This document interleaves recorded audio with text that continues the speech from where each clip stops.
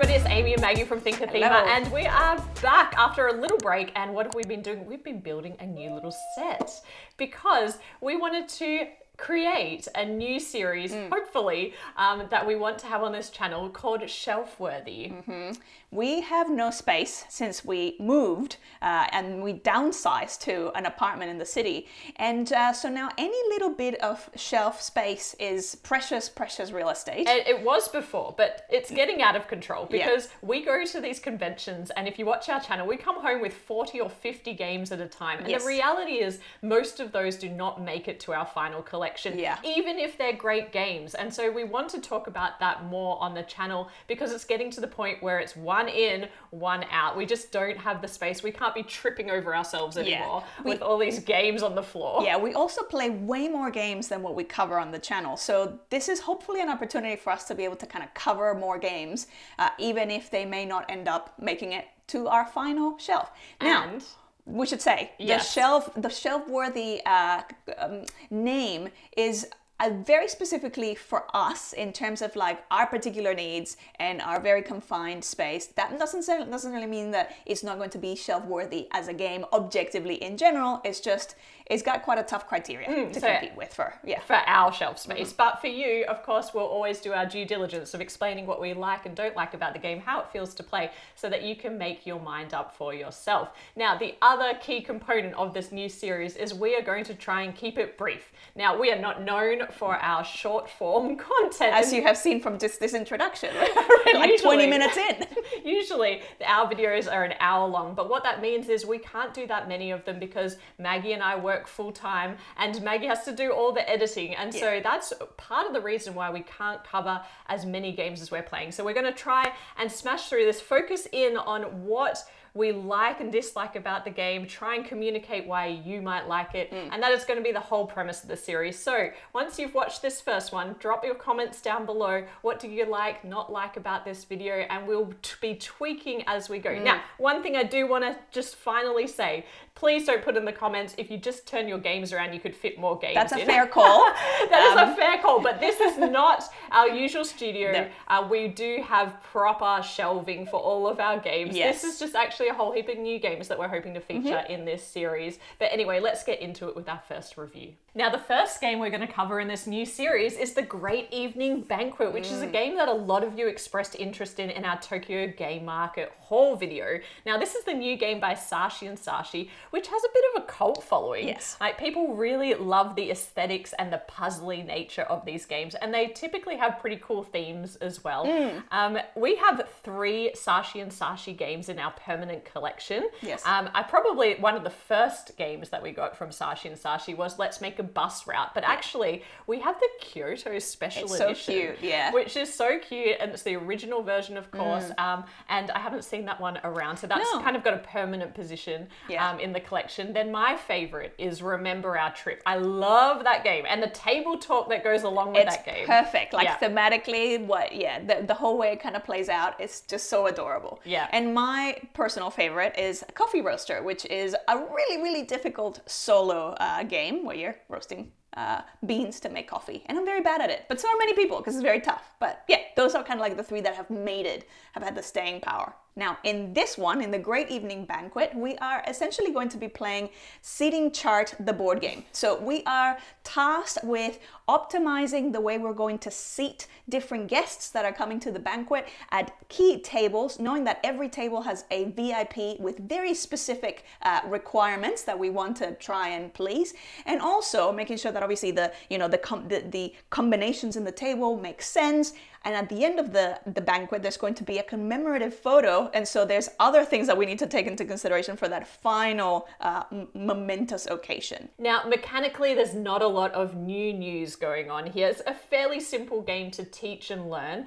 Essentially, you are going to be drafting from a selection of groups of guest tiles that you are going to seat in one of your 6 tables that you have in front of you. Now, these tables, the way you you add these guests in, you're going to be really looking for 3 attributes. 1 is the color of the guest tile, 2 is the type of guest that's sitting there, and 3 is whether they have a wine glass in their hand or not. And so, like, if you think of the game Harmonies, if you've played that, that is the baseline puzzle that is the same for everyone, is how can you optimize that part of the seating chart. However, the little twist that makes it more difficult, there's 2 actually. The first is that each of the tables actually has its own scoring condition. And if you don't meet that condition, it halves the score of the table. So you need to be really careful of who you're seating where.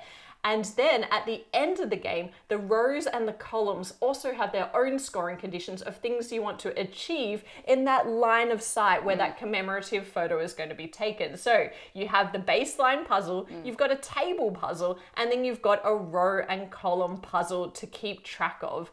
Now, every game plays over the same course with a number of rounds. In each turn, there's going to be a different number of tokens available to each player, and essentially turn order is changing. So you always get some option of choosing first, choosing middle, or choosing last. The person at the end of the game that has the most points, of course, wins the game. Now, when you're actually playing the game, my experience at least of it was I actually felt relatively chill and relaxed, but at the same time, quite satisfying in the way that it's sort of stimulating the challenge of going, okay, I'm gonna take this and maybe I'll put it over here and there. So yes, like have a cup of tea and like go through the puzzle, not too stressed. Yeah, if you've ever played games that, you know, the games kind of like Calico and that style of games where you've got the interlocking objectives, it really is a bit of a head down, like umming and ahhing about where the perfect placement of that next tile is going to go. It's the kind of game where you do want to have a cup of tea. Like I always feel like I want to have a cup of tea when I play this. I don't know. It's just got that kind of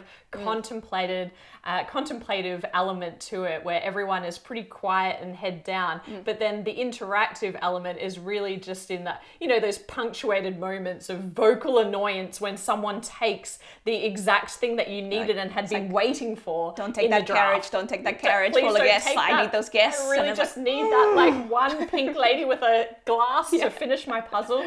And that does happen a lot in this game. But for the rest of the time, it does have like a cruisy type feel. The gameplay itself is actually quite smooth. So that helps it feel like most of the time you are thinking about what to do next. Now, in spite of its really cozy feel when you play it, I was pretty surprised at how brain burny the actual puzzle was. Yeah, if you're trying to actually optimize for the different layers of the puzzle that are there, it's quite tricky, and inevitably you'll find yourself, well, at least I did multiple times, where you get to the end of the game and you're like, oh, I completely forgot the end objectives of the columns and the rows. And I think partly it's because the way that the table kind of gets laid out, that are a little bit almost out of the way. And so your line of focus is usually on the individual tables. Plus you've got that baseline card, which does make up a lot of the points. So the core puzzle you're trying to figure out is like on this card, but then you've got all these other puzzles going on. So there is a lot of like mental load around that. It's not difficult, but it's easy to forget like one of the objectives. And again, like the actual learning of it is pretty, like in terms of how you play it, is pretty easy. But at that point is where you start going, well, depending how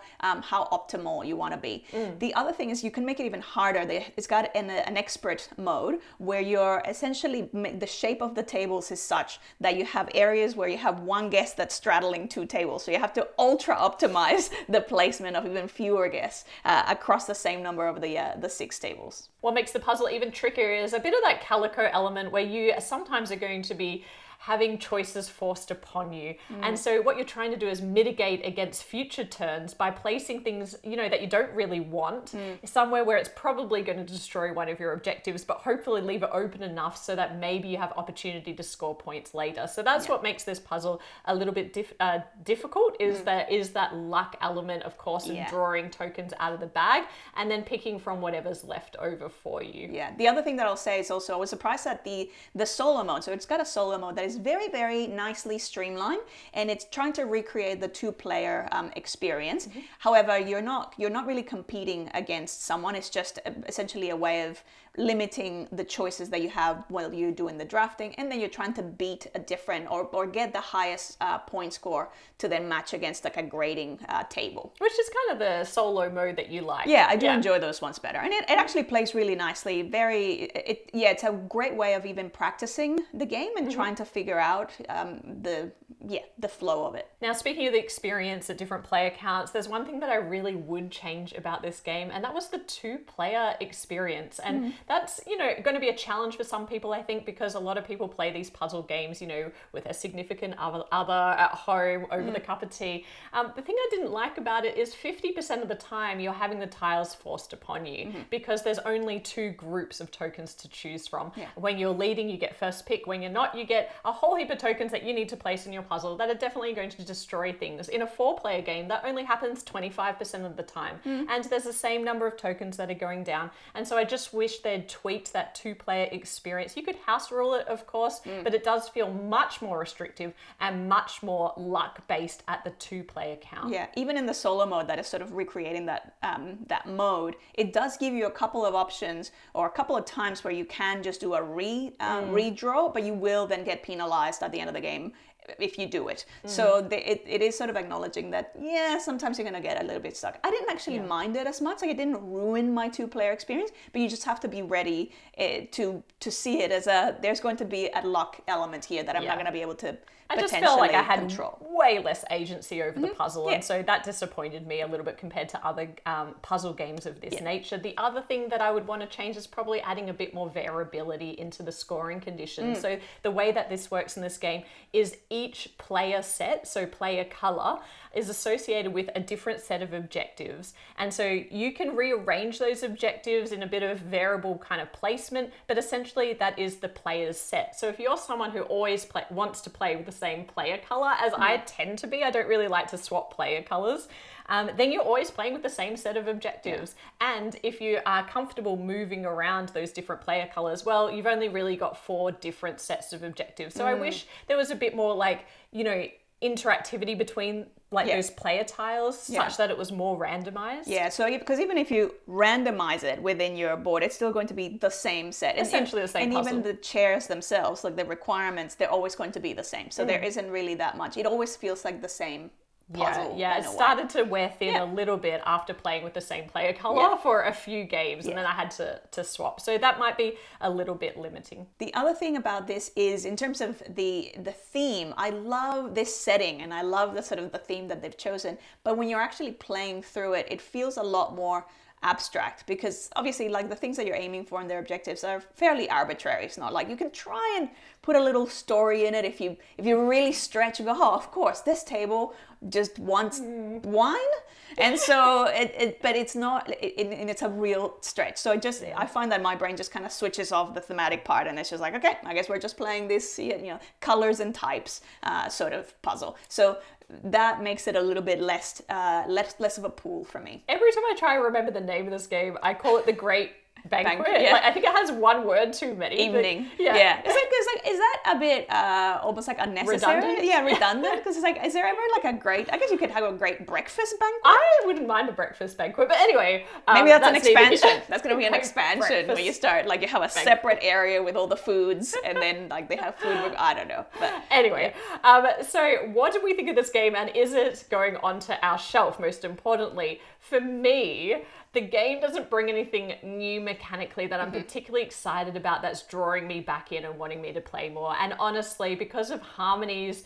amazing introduction onto the scene last year, and, the fact that I love teaching that game, it's really taken the spot of Calico in terms of having a puzzle with those interlocking objectives that I absolutely adore. And so unfortunately, it doesn't quite push those out of the collection, and then I can't really justify having on the shelf. But for me, I give it a 7.2. I think it still has the charm of a Saachi and Saachi game. It's just not one for me mechanically. I'm going to agree with that, the assessment. I'm actually going to give it a 7.3 because I enjoy my time playing it. I feel quite relaxed. I enjoy it, but it doesn't really have that, it's not compelling for me because again, thematically, it just sort of becomes this sort of abstract puzzle experience. And for that triple layer puzzle type, I agree. Like I would go to a Harmonies ahead of this. So that's our thoughts on the Great Evening Banquet. If you enjoyed this format, please drop us a comment below. We'd love to hear from you, and like and subscribe to the channel. It really helps us out.